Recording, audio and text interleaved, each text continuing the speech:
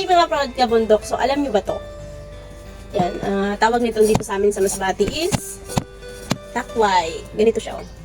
Yan. So ngayon ay ano natin yan? Magluluto tayo. Ginataan. Takway ng gabi.